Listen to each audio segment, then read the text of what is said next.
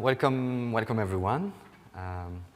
Today you win. You got two French presenters trying to talk English in the same room. Yay!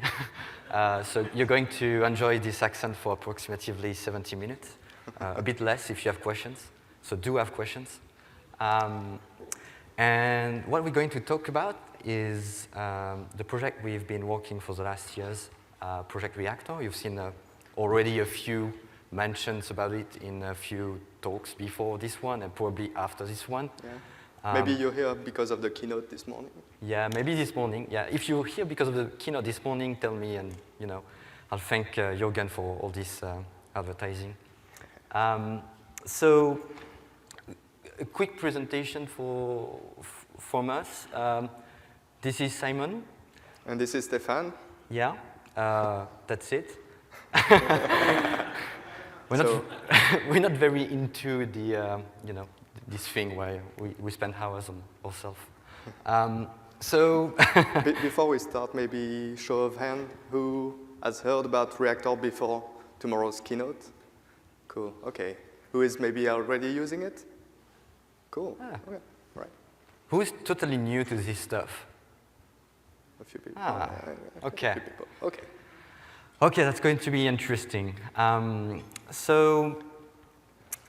Let's just start with a quick overview of where Project Reactor is. In fact, the whole premise of this conversation, this presentation, is to fly over where we are and expose the roadmap for the next months. We're not going to dive into too much detail because there is quite a lot to cover in this presentation in the next 60 minutes. If you do have a question, by the way, we have a Twitter handle. You can ping. It's like the project name, Project Reactor. Try to ping this, and if you're too shy to raise your hand at the end of the presentation, I'll try to quickly look at the phone and see if someone asks a question over the Twitter handle. Yeah. So the Project Reactor is version 3. And we've been releasing just recently in September the version 3.1, and that's the version you're going to consume if you're a Spring Framework consumer. That's what Spring Framework 5 is depending on. So that's where we are now, Reactor 3.1. And let's start with a few of these, why is that important? A few of the statistics we have around the Project Reactor itself, because it's important to look into the health of the project as well. If you're going to start consuming the project, you need to get confident about it as well. It's a big deal, first, to talk about Reactor 3.1, specifically 3.1, because we made a lot of effort last year with the Spring team. Actually, we kind of have adopted a specific versioning scheme. We don't use patch releases. In fact, we mostly use minor release, major release, and for big changes, like completely different changes, the era release, so the architecture release in terms of Apache versioning. And it's a big deal, this 3.1, because that's where we have iterated a lot of time with the Spring Framework team. They were creating webflogs. They were already working on Spring Boot 2, and then the Spring data repositories were also in the pipe. So this version kind of condensates all the interesting feedback we could have from the Spring teams. So what you want to say basically is 3.0 was this new generation of Project Reactor, but it was still we knew it was still going to evolve from the feedback that the Spring team would provide. Exactly.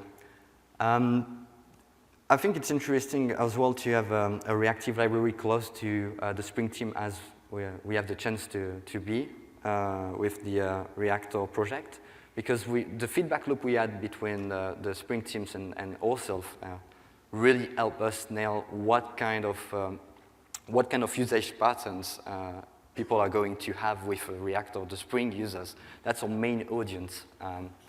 And we got to learn a lot about that.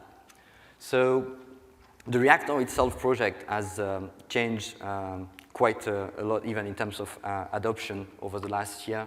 especially over the last 2 months since Spring Framework 5 has been released, we kind of doubled the download on the project from Maven statistics. Also, it's interesting to see that the site itself has got a few more regular users as well a month, and we are the seventh most used Java GitHub channel on GitHub. If you know GitHub, it's the community chat for all kind of GitHub projects. I encourage you, if you have also questions, we have now 500 people, over 500 people in this channel. If you have questions, there is always someone kind of helping you, and that's a great thing. So we came from a sort of niche to something that is now kind of the audience you expect from a Java libraries. Yeah. And also, it comes with a certain number of releases. So we got 11 releases in between the first release of 3.0 and now. And we closed a bunch of issues in between. That's why I talked about really polishing a certain aspect of Reactor in between 3.0 and 3.1. And all of this stuff could have been done, in fact, if we didn't increase our contribution audience. So the contributor made a lot of this stuff, in fact, more than what we wanted. We got to this point just because of them as well. So I wanted to also, we wanted to take a moment to thank them. Yeah. If you look at this slide, contributors over the internet, we think about you. So why Reactor? Why user adopt Reactor? So Reactor, I'm probably going to rehash a bit of the things you've heard already. But Reactor is a reactive stream implementation, and this is on the top. Yeah. I cannot move forward. Yeah. Really? Can I steal yours? Sure. Thank you. But it stopped working too. Oh no, we cannot move. Okay, so. So frozen. Meanwhile, we fix this thing, technologies. We have above the Reactor logo, where Drake, the famous rapper, is not happy about that.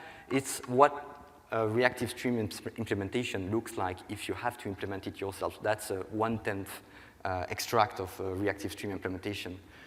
And so that's not something every user are going to do every day, I suppose, I expect. What we translate, for instance, one of the many functional APIs we provide in Reactor, what we translate 1,000 lines of code, we translate that into a single factory. And we expose that with 2 high-level types we're going to detail a bit in a moment. And that's kind of example, why people like Reactor. It's because it saves them from the hassle of implementing reactive stream by themselves. Yeah. So, does any of you speak reactive streams? Yeah. I wanted to give also an overview of what reactive streams is, the specification and the interactions between these reactive types that Reactor implements and build upon. So in reactive streams, basically, it's a specification that defines a set of interfaces. The 2 most important, I'd say, are publisher of T and subscriber of T. And what it boils down to is a publisher, like a publisher of music, is something that produces data, that produces a stream of music in this example. And a subscriber just listens to that publisher and receives data. So the type itself, it's an interface. Publisher is a fairly simple interface, 1 method, subscribe with a subscriber. The subscriber of T is also a pretty simple interface. It has 3 methods. On next is the one that gets invoked by the publisher to notify the subscriber of a new piece of data becoming available. On-complete is the signal that gets sent when the sequence is over, so no more data after that. And in case of failure, there's on error that also is a possible signal. And this one will also terminate the sequence. So it's kind of a pull model, basically. You get, not a pull model, a push model, where you get notified of events, data, or completion events. But it's actually kind of a hybrid. There is a push dimension in between with the subscription. And the subscription here with the music example is kind of the mixing table or the volume control. You can decide the amount of data that you want to receive, basically. So it sits between the publisher and the subscriber, this subscription, and it gives the subscriber a way to tell the publisher, I'm ready to consume N elements, and also to cancel the subscription. So say, I'm not interested in your data anymore. Please stop computing or emitting data. So actually, the subscriber has a fourth method that through which it receives the subscription and then can act as kind of flow control, like a volume button that it can turn to not be overwhelmed by the publisher, basically.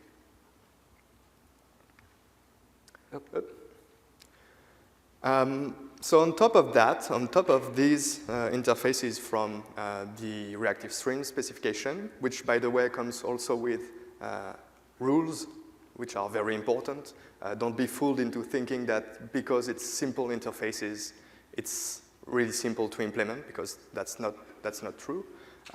Reactive Streams define a large set of interaction rules and has a TCK for you to test that your implementation adhere to the rules. And Reactor then is built on top of that and provides a richer API. It does so by exposing two types, the first of which is Flux.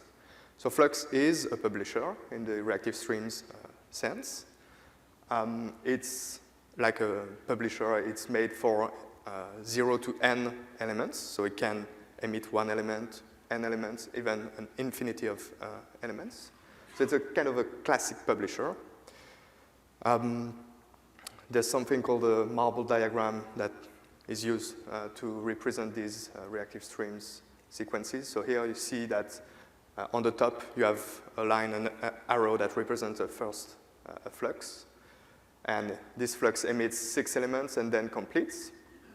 And then Reactor will define operators that you can use to compose complex asynchronous sequences on top of that. So here we apply an operator that will result in a second flux that this time only emits the first 3 elements from the source. And then instead of completing, it emits an error. So that's kind of the way to read these diagrams. And on the other end, we also provide the mono. So mono is kind of a specialized publisher compared to the Flux, in the sense that a mono can only emit 0 to 1 element.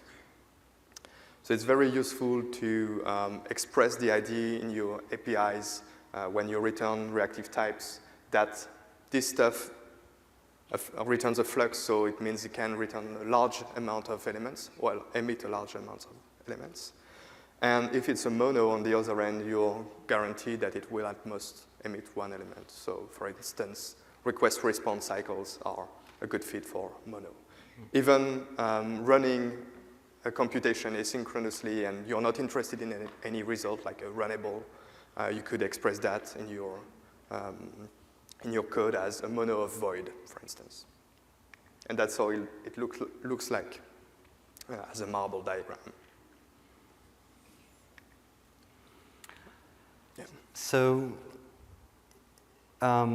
Usually you're coming, when especially you don't really know the reactive programming aspect and mindset, you start with trying to find similarities with the programming model you know, so usually imperative programming. And that's, for instance, a classic case of imperative programming. You have a loop. Well, you wouldn't do that in a code probably, but if you had to request 1,000 times to a remote HTTP endpoint, for instance, using under the hood REST template, you will do a loop, and over this loop, you will call this blocking HTTP GET, especially called this way because we want to emphasize the fact that it returns a result. You see, I assigned the result to REST as a string. So that's because it's going to wait for the response, the request-response round trip before getting to the handle body, which is going to process the response. So it's important to really think about that because that means the next line after the for loop is going to happen 1,000 call later, 1,000 HTTP call later.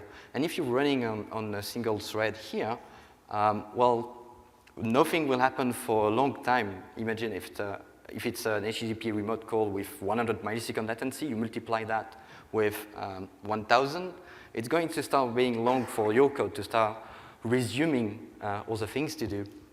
So the way we translate that usually with Reactor, we translate that with this Flux and Mono API we just introduced, and we use what we call continuation, which will call, call back, and they will going to react when they can actually, when the result has been received, because it's a full event-driven model. They're going to do things when things are ready. They're not going to wait. So usually this kind of thing translates easily into one call, in fact, from a perception of the main thread, and things are going to happen in parallel. You can imagine this reactive HTTP call is doing an asynchronous using, for instance, a web client from Spring 5. You're going to do an asynchronous REST endpoint call. And when it's ready, it actually, in the signature, we can imagine it's going to return a mono, for instance. When it's ready, it's going to pass that into the flat map operation, and flat map just means nest this operation, this asynchronous operation, and when it's done, resume the main flow. And we use a subscribe to attach the same thing as the previous imperative example, the way we handle the response. So it's kind of interesting, this flat map operation, because by default, you don't see it, and that's another thing about Reactor. You don't see anything about back pressure or flow control, but by default, we give some sensible default. We don't want you to overthink this flow control issue. We do try to do what's best by default, and then you can start tuning that if you want. So what does this flat map operation by default? It's going to ask the range, which is going to emit 1 to 256 elements, because it's going to be a request, 256 elements. That's a default request for flat map. And why flat map does that? It's simply because internally, flat map is using a bounded queue, a bounded buffer, to wait for potentially 256 results. And only when these results are going to be accepted and passed to the handle body, we're going to start requesting more data. So that's really how under the hood we're going to work. We're going to just make sure at all time we have 256 HTTP outbound calls and no more than that. That's a guarantee we provide to you. And you can tune actually this value if you want to. We think some values come best with this kind of default, 256, to do prefetching, for instance. But if you wanted to change these values, this prefetch value, how many parallel or concurrent HTTP call you want to do, you can add in all of this operation, you can add an extra argument, which we call prefetch. And this argument will, for instance, in that situation, limit the concurrency of flat map. So only one HTTP call is going to be made at a time, meaning that we go back to the situation, the situation of before in imperative programming. We're going to wait every time that one request finished to request the next one. And overall, the time before every request has been seen will be the same as the imperative programming. That's why we come with larger default by default. So it's interesting to have this done for you, I think. It's kind of, it's something you don't have to think by default.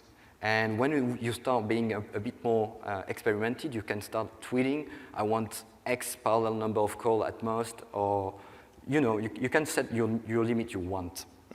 Interesting.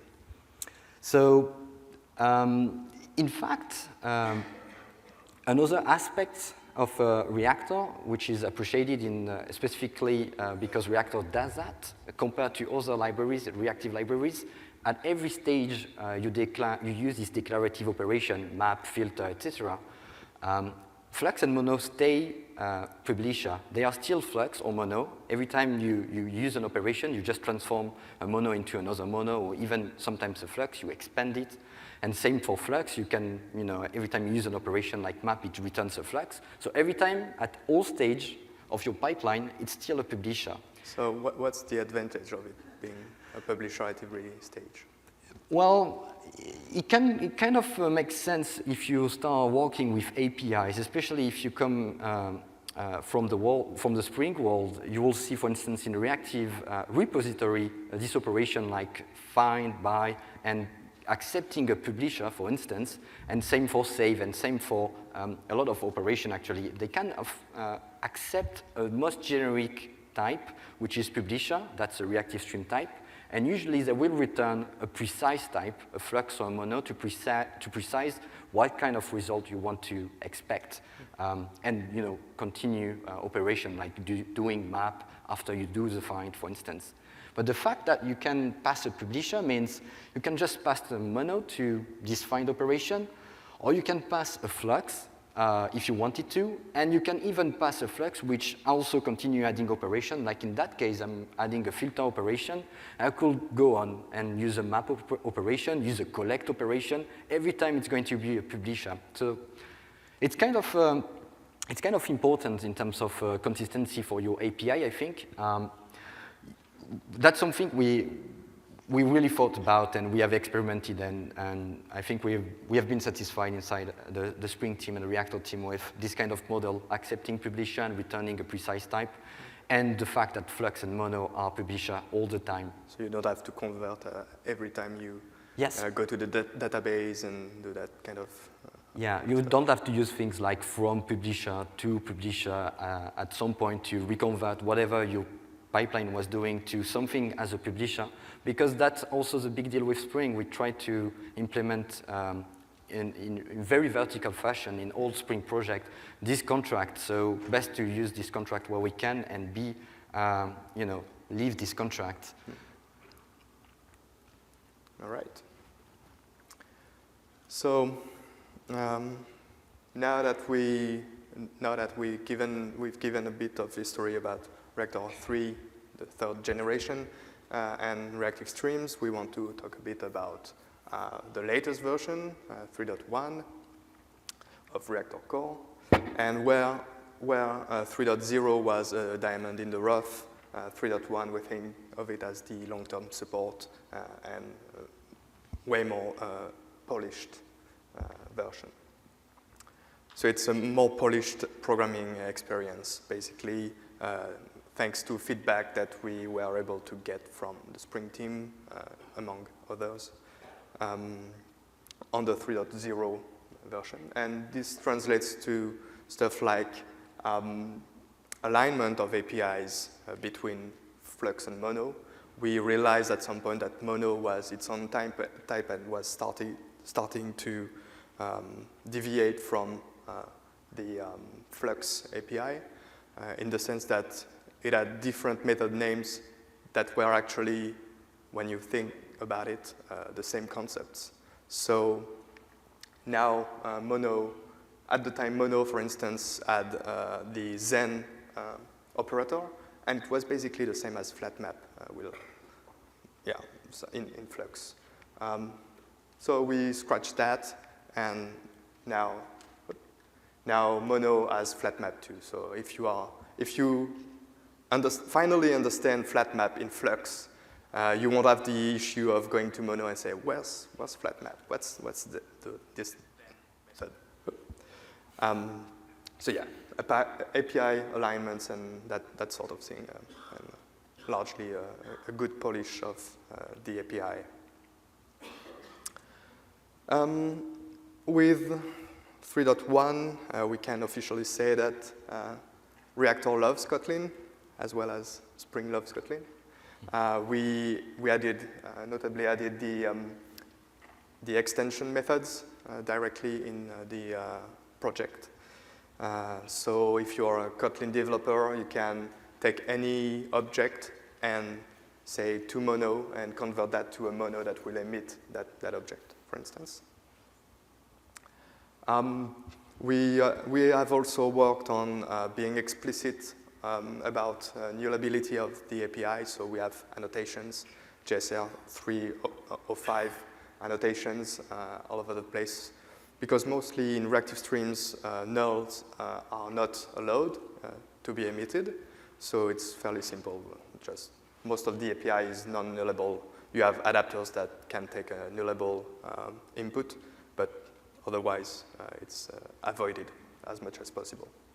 So that has been made explicit in the API via annotations, and tools like IntelliJ can now warn you if you try to emit a null, for instance, or it can infer that a Flux won't ever emit a null, so it helps.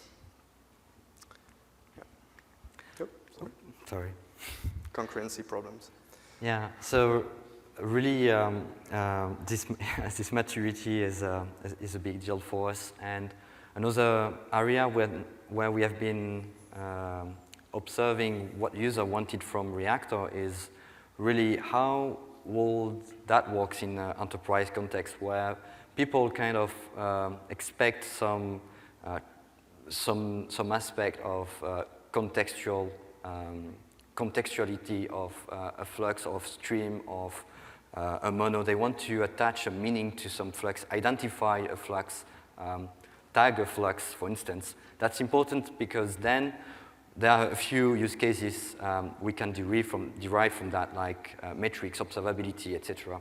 So what we call actually specific concerns we try to solve for our main audience is actually cross-cutting concerns. So we've introduced a new API to actually introspect the flux state at well, it's going to sound a bit verbose, but at meta level, that means how many elements a given operation is holding right now in memory. That's a question you can ask with the scannable new API, for instance. Or how many operations there is in this flow. That's another question you can ask to this scannable API. Basically, scannable is the stream of, or the query you can use to know more about a flux, a given flux, or a given mono. And that's kind of important if you start dealing with issues, for instance, or observe a specific flux, especially if it's a never-ending flux. You want to know more about this flux. Well, you can query it with this scannable API now. And we're going to continue building on that. Yep. We have also introduced the concept of tagging and naming. So you can attach a specific identifier to your flux. Pretty much like you can identify your bin, you can also now give a name and give tags. So that's mostly going to be useful for metric system which want to attach specific name and tag to fluxes. And then hopefully we will see at some point what we can do with this system to see on metric dashboard a given flux is being monitored. But you know now you can attach this name and start using these names later and tags also later. So yeah, it's just a couple of additional operators that you can use in your sequence when you build.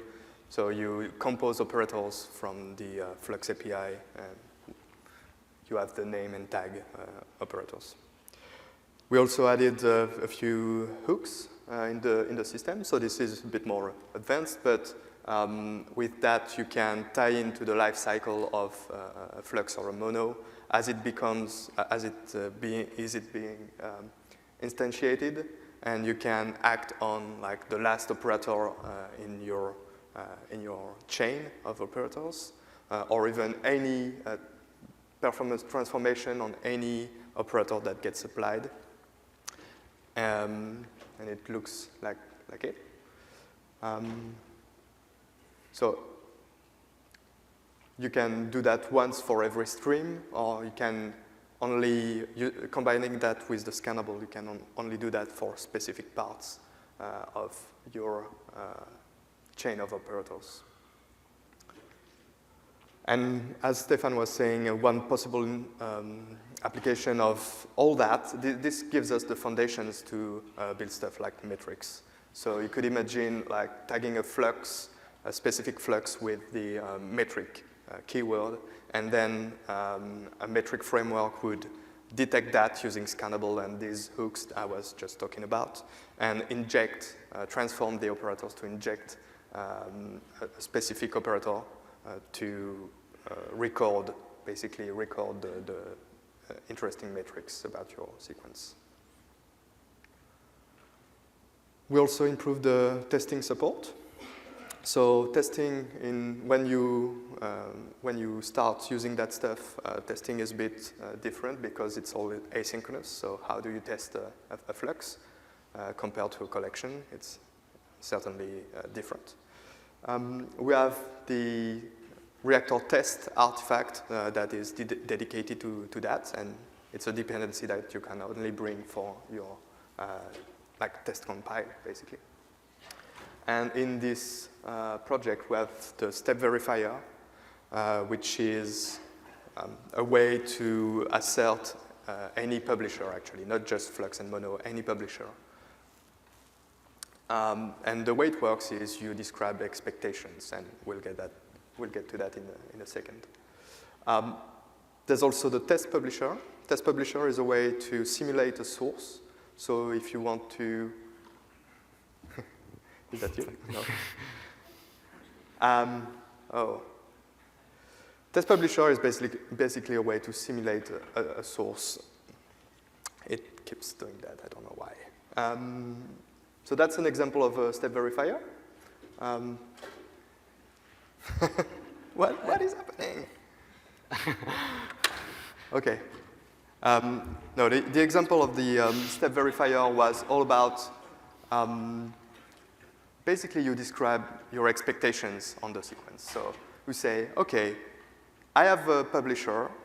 I expect that when I subscribe to it, it will start emitting stuff. And I expect that first it will start emitting a 0. So that's the expect next on the third line. It's not me. Yeah, I don't know what is happening. Let me just maybe remove that. Yeah. So yeah, that's the expect next. You can also perform assertions with your library of choice, like a search, for instance. But the way you do that is you provide an expectation of every step, every signal that you think this publisher will emit. So you finish by saying, I expect the sequence to complete at some point. And then you trigger the verify method. You trigger the verification of all these scenarios, basically.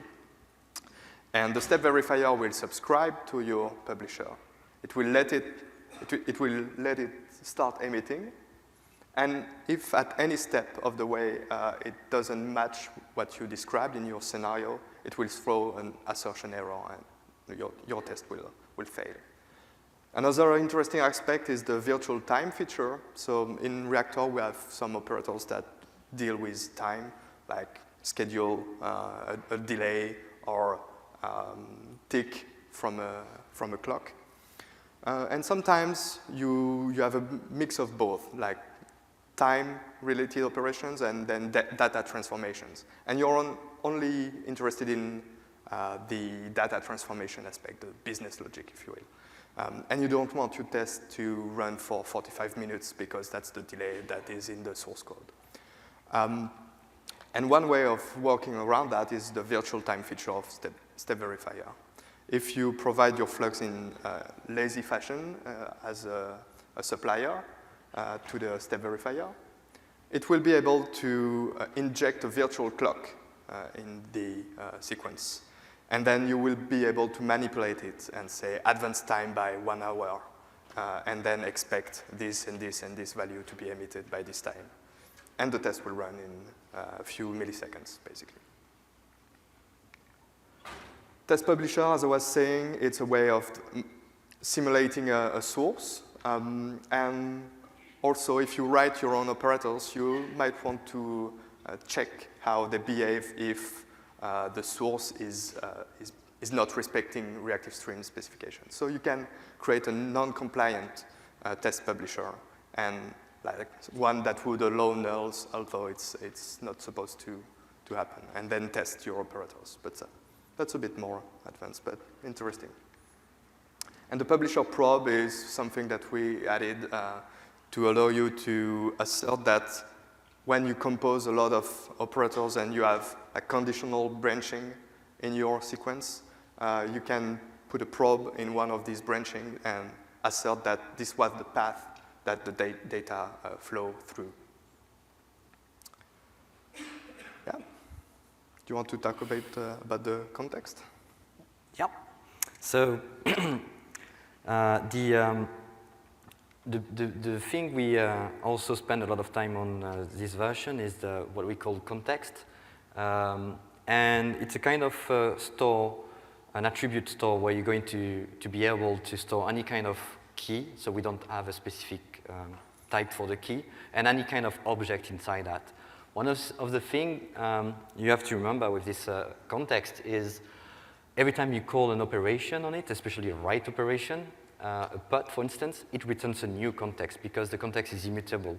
Think about it like a copy on write map. So it's really a safe store in this sense, because you won't be able to share the result of a transformation of this context, what we in fact perceive as a transformation, with probably previous reference to this context. So if you add something new in this context, something that was referencing this context before won't see this new addition, for instance. So that's important to remember. Yeah, and keep in mind this is something that you attach to a particular flux, or actually to a particular subscription to a flux. So, yeah. Yeah, in fact, when you subscribe, there is a new operation in Mono and Flux called subscriber context. And with that, you can provide specific attributes that can be explored or inferred later by the Flux, again, using the subscriber context operation. So you can use that to enrich or extract something from the context. And the Mono itself has a factory called coherent context, which subscriber context, sorry, which is going to emit, if you want, the current context. So that's very useful if you want to pass information from the actual subscriber side up to the root, like kind of headers you attach to a subscriber. And that's, for instance, what's used in Spring security to implement reactive method security. So they will introspect the current context in the interceptor they will add in between your call and the service protected with @secured, for instance. And they will see if in the context there is a current principle. So we add security like that. It's a kind of a big deal because it's for now the only alternative we give to the thread local. That's a big issue in general in reactive streams. How do you deal with thread local? Because there are a few things you want to transmit in a kind of orthogonal fashion. And we have created this specific context object specifically to replace this missing thread local, because you cannot use thread local anymore in a reactive stream. You have to ban that, unfortunately, or fortunately, in fact. The reason why is in reactive streams, you will hop from thread to thread very easily. Yeah. And sometimes you will start processing a request on one thread and hop on another thread for the second part of your processing. And that original thread, it gets reused by other requests. So you cannot attach something for Spring security in this instance. You cannot attach information to the thread itself. It's not, the granularity that you get is different now. Yeah, it's important to remember, in fact, that the model, the execution model we have in Reactor is really to try to collocate a maximum of callbacks together, because we try, in fact, to avoid hopping between two threads, the maximum we can. So we have these walk stealing patterns implemented in all of the operation that needs it. And we will continue wherever the current thread is actually executing stuff. So if you, for instance, you combine using merge or flat map, you combine the results coming from web client, which is going to come back from a Netty thread. It's going to continue the rest of the processing chain in the Netty thread. It's not going to create a new thread. It's actually just running where it is, because the other contract of Reactor is all the callbacks are supposed to be non-blocking, so we don't care what they execute because they're never going to block the current thread. And if you think they're going to be blocking, we have explicit operation for that, which we call publish on and subscribe on. I just disappeared because I noticed that I didn't plug my laptop in, and it's gonna run out of battery soon. So nice, too much power inside. We do it live. Yeah, so that's 3.1, basically the big new features. There are a few other bug fixes and improvements, and there's a blog post that lists all this in detail. What we call the Bismuth release train. Yeah, in fact, that's another difference we had in a recent year of development. We created a BOM, bill of material, to make sure we package a lot of the ecosystem and Reactor Core version itself into a BOM you can use. So even for Spring Boot, it's kind of useful to be able to consume this BOM as well. And we use mineral elements. So the first version was aluminum, and now 3.1 is bismuth, and we're going to go on. You can vote for the next version. It's going to be carbon or something like that. Yeah. So let's do a quick tour on the ecosystem, because Reactor now is also something that is going much beyond the project itself. That's why we have a release train, basically. And that's why we have the release train. So the first, probably the most consumed extension to Reactor Core is Reactor Netty. Reactor Netty is not really doing much, but doing the reactive streams needed by Netty to translate that into a flux or mono. We just have created a library that is very small. It doesn't create abstraction. It doesn't add a specific API beyond the fact that we build the pipeline for Netty. If you know about Netty, it's kind of complex at some point to start using it, and translate that into flux and mono. And mainly, that's going to be consumed by the ecosystem just like that. It's not going to be used directly as a standalone server most of the time, or a standalone client. But Netty is a network library, and you can actually use that for a few of your use cases on its own. So one of the main advantages to not stay too long on each of these add-ons, because there are a few of them to cover. One of the main advantages of Netty is, and you've seen that already in few talks, is to run on a few threads, kind of a massive or comparable connection volume to a blocking container, such as Tomcat or Jelly, at least when they run in blocking mode, but only with a few threads. That's very important. And how they do that is simply by decoupling the read and the write. So, it's event-driven. When we have a read, one of the event loop we call selector is going to pull the event and pass that to one of the workers. And same for the write. The write is going to be an event loop listening to what you produce on the application side, and then pass that to the Netty buffer, which is going to be passed over the network. So that's interesting, and because it's event-driven, obviously, one of the main advantages is it's dealing nicely with latency. So if you have a gateway for mobile, for instance, if you are working on a mobile backend, that's where this kind of model is shining, or better than the blocking model. If you work with IoT use cases, that's where this kind of use cases also make sense, because that's the use cases where latency kind of differ between device to device, geographic location to other geographic location, but also, it kind of address a volume concern, because, you will have probably more, a bigger volume of connection when you deal with IoT or even mobiles versus desktop connection, browser connection. So yeah, Netty is is used to do work operation, to work on networks. So we translate that with a few builders, a TCP, an HTTP, and a UDP builder, basically. We call client and server. So you can build client or server like with Reactor Netty. And you can do that with TCP, HTTP, and UDP. So who uses Reactor Netty? Well, right now, a lot of this audience is actually coming from Spring. So Spring Boot Starter, for instance, Spring Boot 2 Starter is using Netty by default, the reactive starter. Webflux, with the web client in particular, is going to use is using Netty.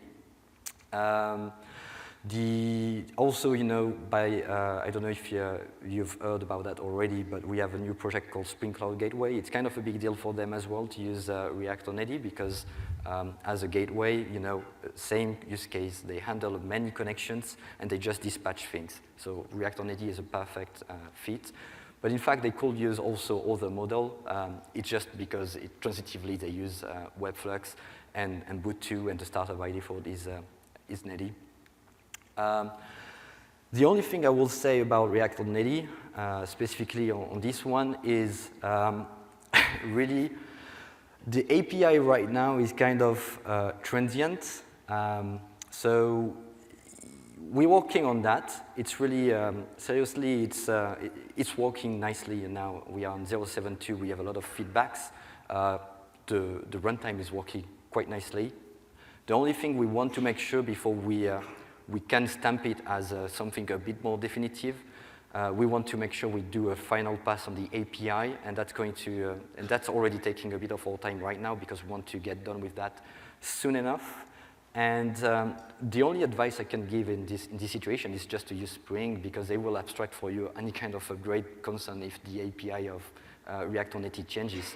We're not in the same territory than Reactor Core. Reactor Core is now there, definitive and long-term support. Reactor Netty is 0.something. So that's the only thing I would say about Netty. It's just working well, but it's a 0.something. Yeah, the model works. The API is still a bit evolving. Yeah. Basically. Yeah. There's also, in the ecosystem, there's also a connector for Reactor Kafka. I probably want to say a few words about this one.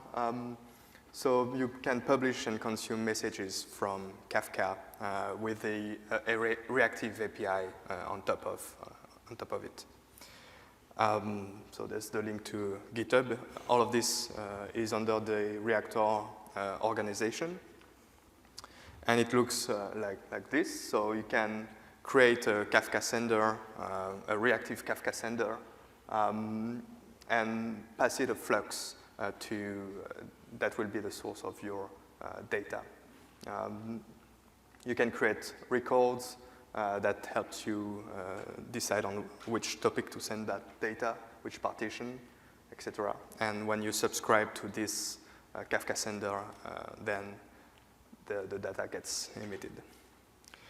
More recently and similarly, we also added a Reactor RabbitMQ connector. So in the same fashion, you can publish and consume messages to and from RabbitMQ.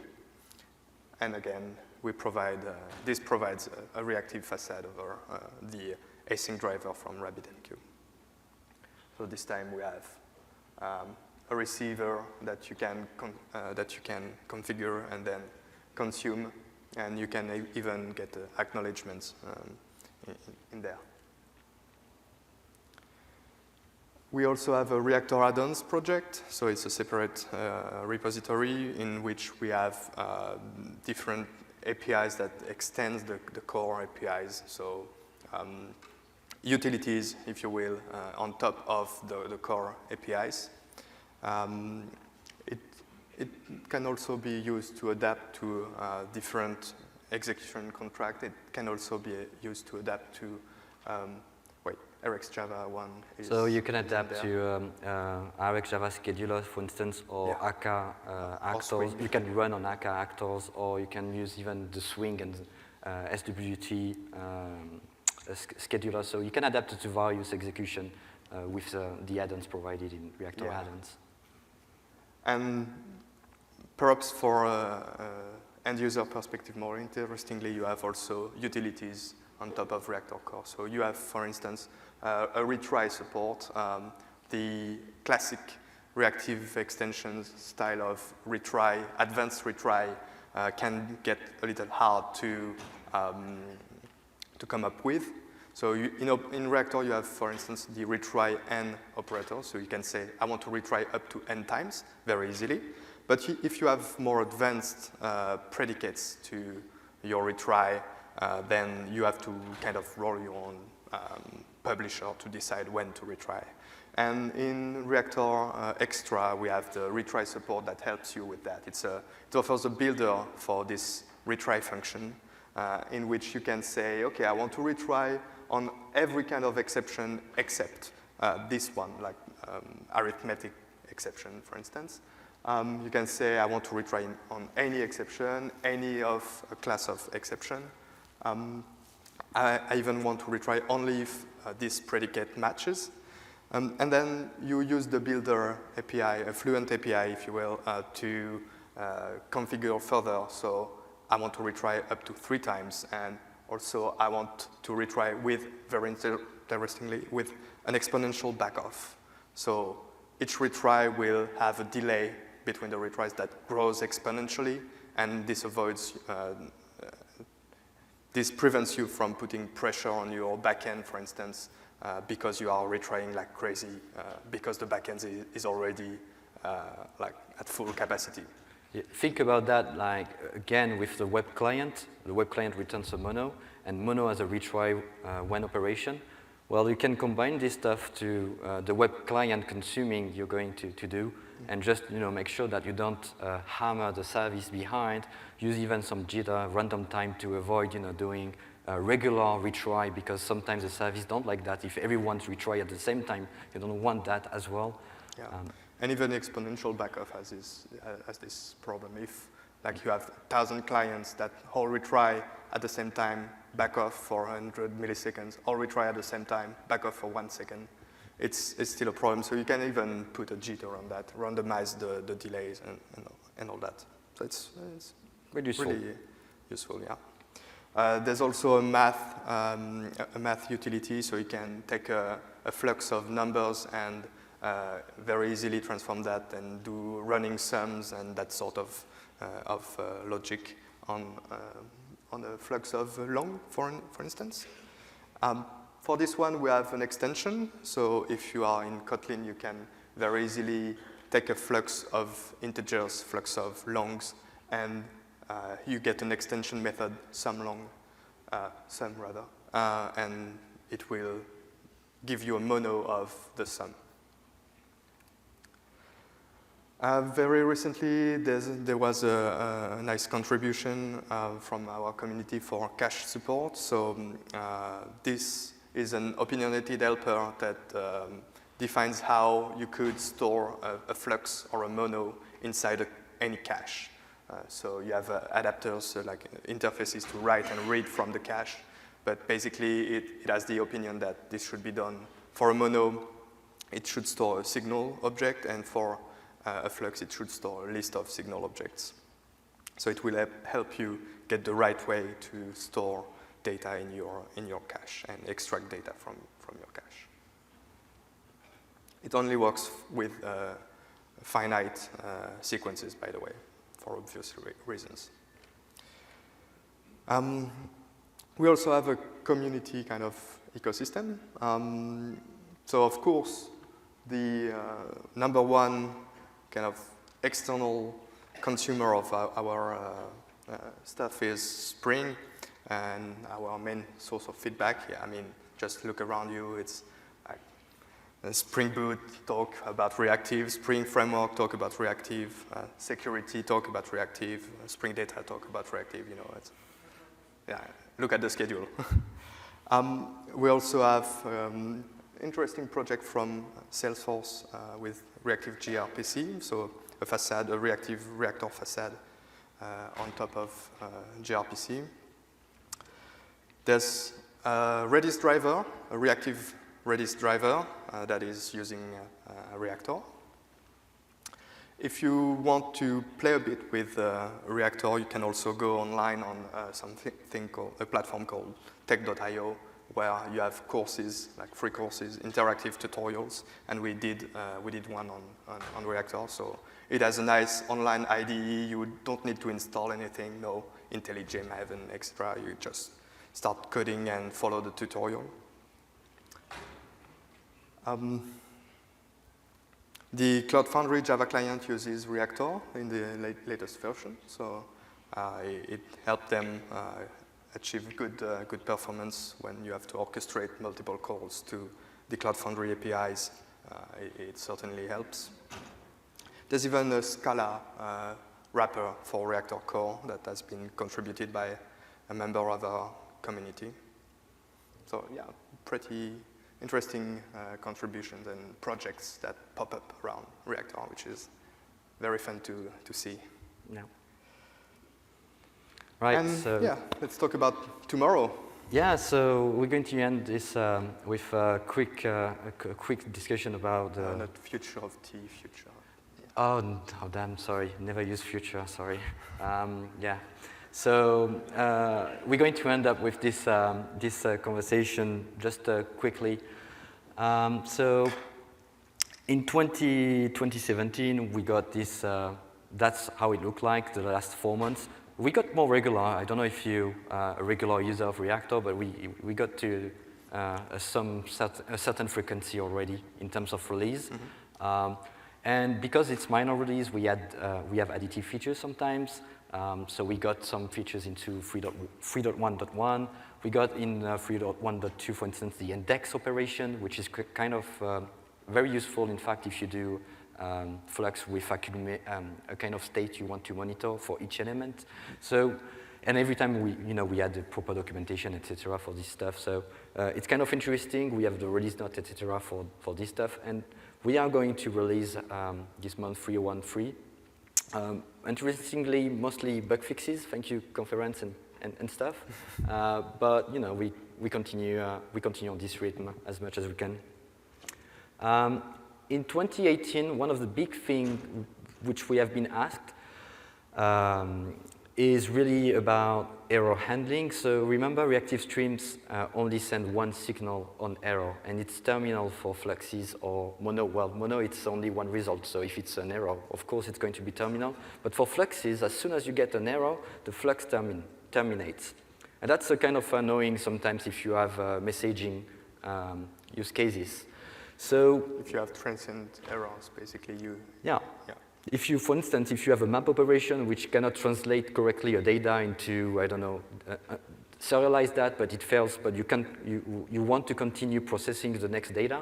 Do you really want to do the process of what looks like that? In fact, the process of isolating the operation, you want to safely retry and use, the retry we just mentioned before, and do that inside the flat map. It's kind of first costly, and secondly, it's a kind of mindset issue as well. You have to deal with this stuff. In this code, basically,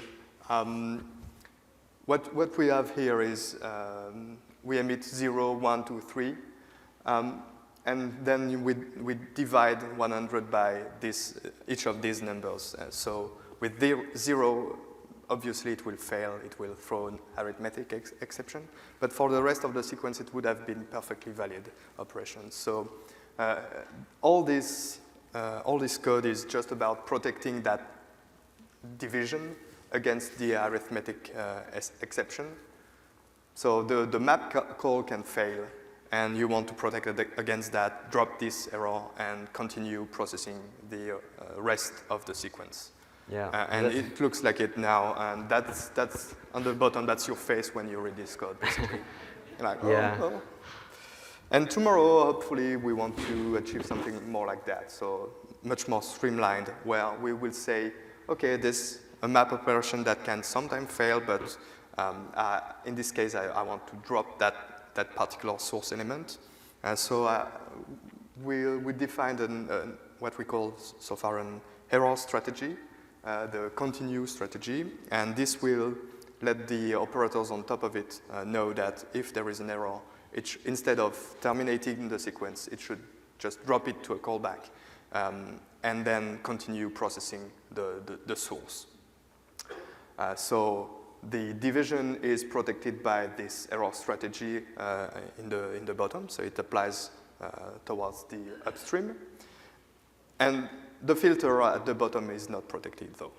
It's after the strategy, so it kind of applies to the source, basically. Yes, that's one thing. Yes, that's what I think it's going to have a few more feedback loops, but that's one thing we're trying to ask our user. What do they think about? We have even an experiment going on with some MuleSoft contributors. So we're working on this stuff. I think it's going to be interesting as a feature for a lot of users. We want to focus as well on the observability. So we've seen at the beginning, we've laid the foundation of how we can create metrics and observability, but we need still to have kind of integration and an end-to-end story. So Micrometer obviously is a nice target because, well, the guy is around us, so that's one thing useful for us and helpful. But also it's a kind of the log4j for metrics. It adapts to any kind of backend, so Prometheus or Atlas, yeah. Even JMX. Yes. So a lot of this is going to probably come out very early on next year. Another kind of theme as well is the sleuth and the zipking in general support. So we think about traceability as well. Yeah, more in the space of kind of the web flux and web client so far. At least that's the focus so far. Not intermediate operators that you could define in the chain, but at least that's still interesting. Can you? Yeah, you spoiled. Oh, yeah. Can you guess why these two traces have different shapes? It's basically a HTTP call that forks to 4 HTTP calls, and the first one is using a concat map in the under the wire. The second one is using a flat map. Sorry, the first one is using a flat map, so it's in parallel. It's running the 4 HTTP calls in parallel, whereas the second one uses a concat map, so it will wait for the first HTTP call to finish before it starts the second one. So that's why you get this kind of different shapes. It's interesting to see really the execution difference between the operations. So you see what happens. And you remember the first example where I was doing the flat map example with 256 outbound call. That's exactly what it will look like in a Zipkin. Yeah. In the Zipkin. If you get the console. second shape while looking at your request in Zipkin, you'll know to go to your REST controller and the webflux controller and say, maybe I need to use flat map instead of concat map. So yeah, then the next thing, I already a bit mentioned that, but on Reactor Netty we have a strong focus. So the 0.8 is the API release. And with that, at last, we will have some initial documentation because we'll be satisfied with the API. We don't want to redo the documentation n times as well, so that's why it's stalling a bit right now. That's an extract of the current branch. Earlier in this presentation, I didn't show how it looks like to build an HTTP client or whatever client or server we have in Reactor Netty, but it will look like that. That's what we currently envisioning, actually. And beyond 0.8, because it's an important focus for us, what we're going to add in Reactor Netty is really HTTP2 metrics as well, from the work, again, from the Reactor Core work, some connection pool improvement and back pressure strategies to be a bit more smart about the traffic. Yeah.